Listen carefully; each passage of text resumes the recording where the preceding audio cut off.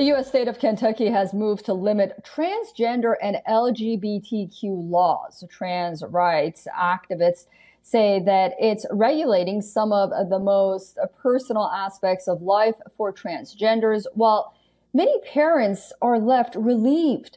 The law includes banning access to what doctors call gender-affirming health care, right down to restricting the bathrooms that they can use. The law, which began as a fairly narrow bill, steadily grew into a much larger package of restrictions. The law specifically bans surgeries, puberty blockers, and hormone therapy for children under age of 18.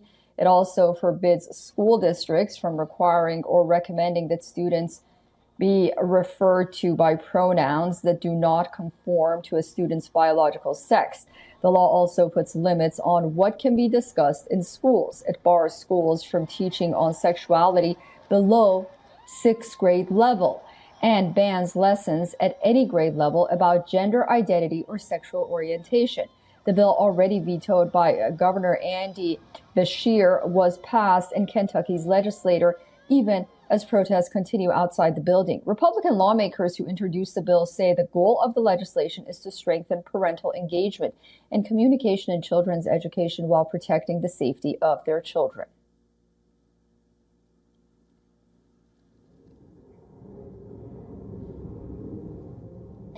At least 10 states have passed similar bans on transition care, including Arizona, Florida, Georgia, Iowa, Tennessee, and Utah.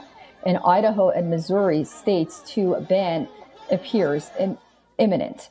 Okay, well, for more on this, we are joined by Sharman Gupta, trans activist and CEO, Tweet Foundation, Transgender Welfare, Equity, and Empowerment Trust. He's joining us live from Dehradun, India. Thank you so much for joining us on WION today.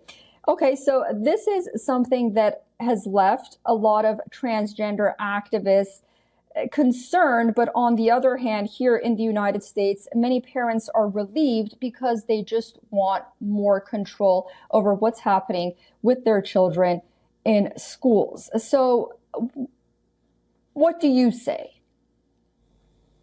Thanks, Susan, for having me today. I mean, definitely it's, for the trans community, it does feel like a bit of a regressive step. We as trans people know that, as we are children or young adults, we are able to recognize our gender identity. And even though it seems to parents like, they're trying to have more control over schools, this ban will have impact over life outside of schools, and like very basic gender affirming healthcare is something that, the trans kids will be devoid of, which is almost life threatening for kids who can get into like serious depression if their gender identity is not being accepted.